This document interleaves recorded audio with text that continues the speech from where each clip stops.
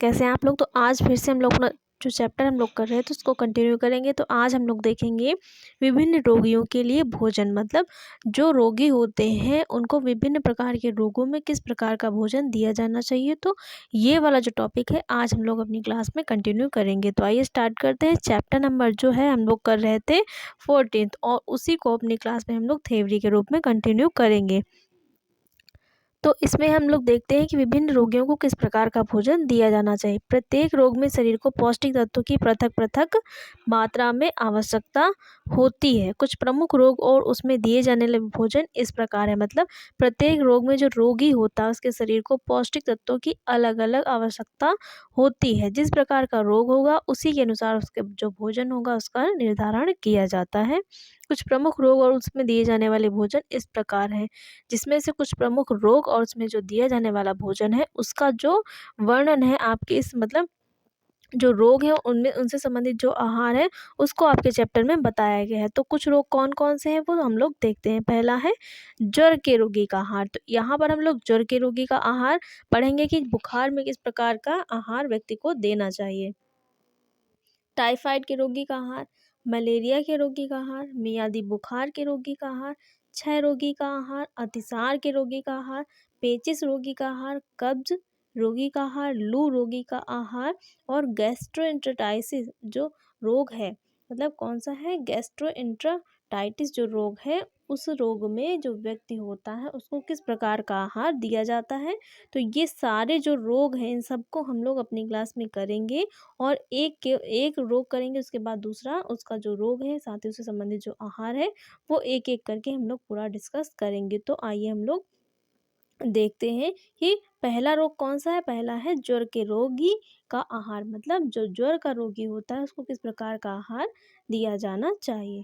ज्वर के रोगी को प्रायः भोजन के प्रति अरुचि हो जाती है और उसके मुख का स्वाद खराब हो जाता है। अगर किसी को ज्वर का मतलब क्या होता है, बुखार, अगर किसी को बुखार आ जाता है तो उसका जो भोजन के प्रति रुचि होती है वो समाप्त हो जाती है और उसका जो मुंह का टेस्ट है वो भी खराब हो जाता है। उसके मुंह में कड़वाहट जैसी हो जाती है। अगर किसी को बुखार आता है तो आप लोगों ने ये नोटिस किया होगा, बुखार में जो भोजन होता है मुंह का जो स्वाद होता है वो कैसा हो जाता है, थोड़ा सा कड़वाहट उसमें आ जाती है। तीव्र ज्वर में रोगी को विशेष प्रकार का आहार, ज्वर न्यून हो जाने पर रोगी को धीरे धीरे सामान्य आहार तक ले जाना चाहिए। मतलब अगर रोगी व्यक्ति को बहुत तीव्र बुखार आ रहा है तो उस कंडीशन में जो रोगी व्यक्ति का आहार है वो कैसा होना चाहिए, उसके बुखार के अनुसार जो आहार है वो मतलब नॉर्मल होना चाहिए। बहुत ज़्यादा मिर्च मसाले और जो बहुत ज़्यादा हैवी फूड उसको नहीं दिया जाना चाहिए। बुखार ज्वर के अनुसार जो व्यक्ति का आहार है वो तरल होना चाहिए और साथ ही सरलता से पचने योग्य होना चाहिए। और जैसे ही व्यक्ति जो है सामान्य कंडीशन में आने लगता है, मतलब जैसे जैसे उसका जो बुखार है ज्वर है वो ठीक होने लगता है, उसी प्रकार से उसका जो भोजन है नॉर्मल पहले की तरह धीरे धीरे ले जाना चाहिए। और लास्ट में क्या उसे पूर्णतः नॉर्मल जो आहार है वो सामान्य आहार दिया जाना चाहिए।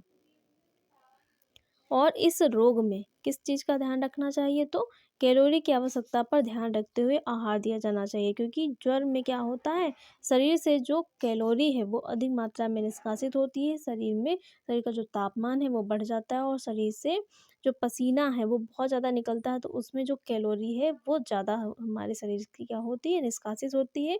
तो कैलोरी की आवश्यकता पर विशेष ध्यान रखते हुए आहार दिया जाना चाहिए। रोगी के आहार में अधिक ऊर्जा देने वाले पदार्थ को सम्मिलित किया जाना चाहिए, मतलब ऐसे भोज्य पदार्थ जिनको लेने से अधिक ऊर्जा मिलती है उनको भोजन में सम्मिलित किया जाना चाहिए। विटामिन ए, बी, सी इत्यादि युक्त खाद्य पदार्थों को सम्मिलित किया जाना चाहिए। और ऐसे भोज्य पदार्थ जिनमें विटामिन ए और बी और सी की मात्रा अत्यधिक होती है उनको भोजन में भी लेना चाहिए। खनिज पदार्थों की कमी को सूप इत्यादि देकर पूर्ण किया जा सकता है। मतलब इस कंडीशन में क्या होता है, शरीर से बहुत ज़्यादा जो पसीना है वो निकलता है, तो उससे क्या होता है हमारे शरीर से जो मिनरल्स होते हैं वो काफ़ी मात्रा में नष्ट नहीं कहेंगे, मतलब कम हो जाते हैं, हमारे शरीर में काफ़ी मात्रा में कम हो जाते हैं। इनकी कमी को पूरा करने के लिए सूप जो है, सब्जियों का सूप इस प्रकार का जो हरी सब्जियों का सूप होता है वो दिया जाना चाहिए, जिससे जो खनिज पदार्थ हैं उनकी जो कमी है उसको पूरा किया जा सके। अगला रोग है टाइफाइड रोगी का आहार। तो टाइफाइड में किस प्रकार का आहार दिया जाएगा? टाइफाइड भी क्या है? एक प्रकार का बुखार होता है। तो टाइफाइड में रोगी को किस प्रकार का आहार दिया जाना चाहिए? टाइफाइड के रोगी को अत्यधिक कमजोरी हो जाती है, अतः ऐसे रोगी को फटे दूध का पानी, सूप इत्यादि देना चाहिए। जो टाइफाइड का रोगी होता है उसके शरीर में क्या होता है? बहुत ज़्यादा कमजोरी आती है, क्योंकि बुखार जो है वो टाइम से आता है और लगातार जो है बना रहता है। तो इस कंडीशन में रोगी व्यक्ति बहुत अधिक कमज़ोर हो जाता है। ऐसी कंडीशन में रोगी व्यक्ति को फटे दूध का पानी और जो सूप है वो दिया जाना चाहिए, जिससे उसके रोग में थोड़ा सा आराम मिलता है। अगला है मलेरिया रोगी का आहार। मतलब मलेरिया क्या है? ये भी एक प्रकार का बुखार है। तो इस प्रकार के बुखार में किस प्रकार का आहार रोगी का होना चाहिए? मलेरिया विशेष प्रकार के जीवाणु द्वारा फैलता है। किसके द्वारा फैलता है? जीवाणु द्वारा फैलता है। यह बुखार प्रतिदिन नहीं होकर तीसरे या चौथे दिन ठंड और कपकपी के साथ तीव्र हो जाता है। जो मलेरिया का बुखार है वो पर डे नहीं आता है, बल्कि कब आता है?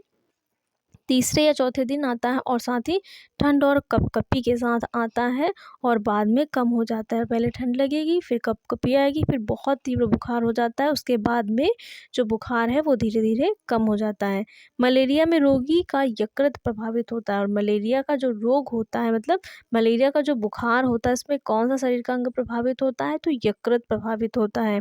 तीव्र ज्वर में रोगी को भोजन दिया जाना उचित नहीं होता। अगर मलेरिया का जो बुखार है वो बहुत तीव्र आया हुआ है, तो उस कंडीशन में जो रोगी व्यक्ति होता है उसको भोजन नहीं दिया जाना चाहिए। इस रोग में जो दूध होता है वो दिया जाना सर्वोत्तम होता है। तो मलेरिया के रोग में कहा जाता है जो दूध होता है वो सर्वोत्तम, मतलब बुखार में दिया जाना चाहिए, जिससे रोगी को क्या मिलता है?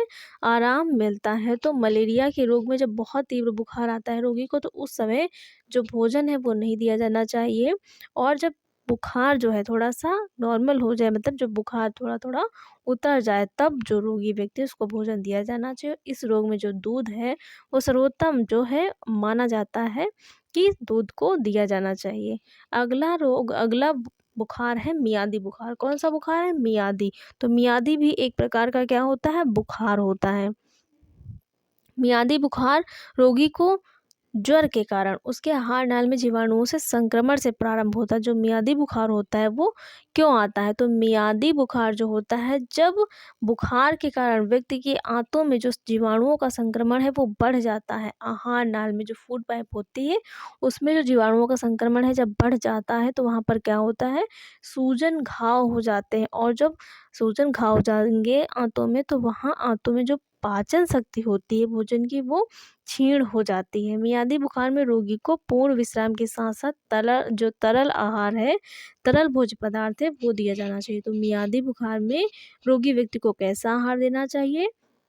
मिर्च मसाले युक्त तो भोजन बिल्कुल नहीं देना चाहिए। नॉर्मल सादा, वो भी तरल आहार जो है वो दिए जाने चाहिए। गरिष्ठ जो भोजन होता है वो नहीं दिया जाना चाहिए। तो मियादी बुखार में शरीर का कौन सा अंग प्रभावित होता है? तो जो आंतें होती हैं वो प्रभावित होती हैं, इनमें जलन, सूजन और घाव हो जाते हैं, जिससे जो पाचन क्षमता है आंतों की वो कम हो जाती है। तो मियादी बुखार में जितना हो सके व्यक्ति को मिर्च मसाला युक्त तो भोजन नहीं देना चाहिए, और तरल लिक्विड रूप में जो भोज्य पदार्थ होते हैं वो दिए जाने चाहिए। रोग की अवधि में आहार। मियादी बुखार से रोगी के शरीर में प्रोटीन की न्यूनता आ जाती है, और विभिन्न खनिजों तथा ग्लाइकोजन के संग्रहण में भी कमी आ जाती है। तो आ जाती है मतलब जब क्या होता है? मियादी बुखार होता है तो रोगी व्यक्ति के शरीर में क्या होता है?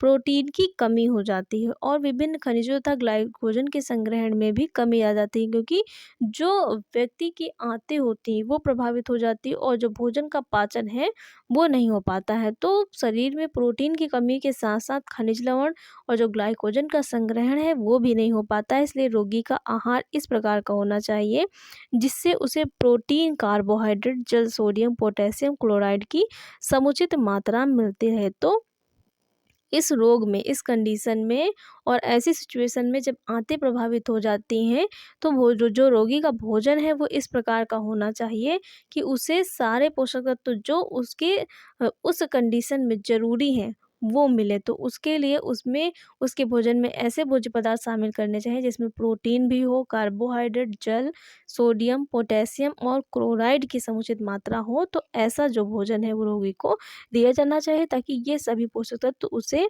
समुचित मात्रा में मिल जाएं।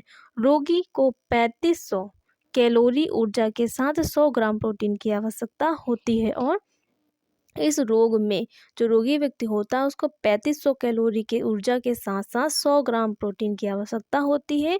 रोगी को मिर्च, मसाले, रेशे युक्त आहार इत्यादि नहीं दिया जाना चाहिए। और साथ ही रोगी को मिर्च, मसाले के साथ साथ जो रेशे युक्त आहार होते हैं, जो फाइब्रस फूड होते हैं, वो भी नहीं दिए जाने चाहिए, क्योंकि जो फाइब्रस फूड होते हैं वो आंतों को क्या करते हैं, आंतों में जो क्रमानुकुंचन गति होती है उसको बढ़ाने का कार्य करते हैं। और आंतें पहले से ही क्या होती हैं, क्षतिग्रस्त होती हैं, उनमें घाव होते हैं, जलन और सूजन होती है। तो वहाँ पर जब रेशे युक्त आहार दिया जाता है तो वो आंतों की जो क्रमानुकुंचन गति उसको बढ़ा देते हैं, जिससे आंतें और भी क्या हो जाती हैं, और भी ज़्यादा जो घाव होते हैं वो बढ़ने लगते हैं। तो इस कंडीशन में जो रोगी व्यक्ति होता है उसको रेशे और मसाले युक्त जो भोज्य पदार्थ हैं वो नहीं दिए जाने चाहिए, अन्यथा आंतों में क्या होती है, जलन होने लगती है। तो यहाँ तक हम लोग ने कितने 3 से 4 जो रोग हैं वो कर लिए हैं आज, और जो बाकी के बच गए हैं वो हम लोग कल वाली क्लास में करेंगे। तो आज हम लोगों ने मियादी बुखार तक कर लिया है, और 3-4 जो बच गए हैं उनको कल वाली क्लास में हम लोग कवर करेंगे। कल आप लोगों का पूरा जो चैप्टर है वो कवर करवा दिया जाएगा, और परसों हम लोग क्या करेंगे, उसके नेक्स्ट डे हम लोग इस वाले चैप्टर के एमसीक्यू करेंगे। तो गाइस, आप लोगों को क्लास कैसी लगी? अगर क्लास अच्छी लगी हो तो वीडियो को लाइक, शेयर और चैनल को सब्सक्राइब करिएगा। Thanks for watching guys.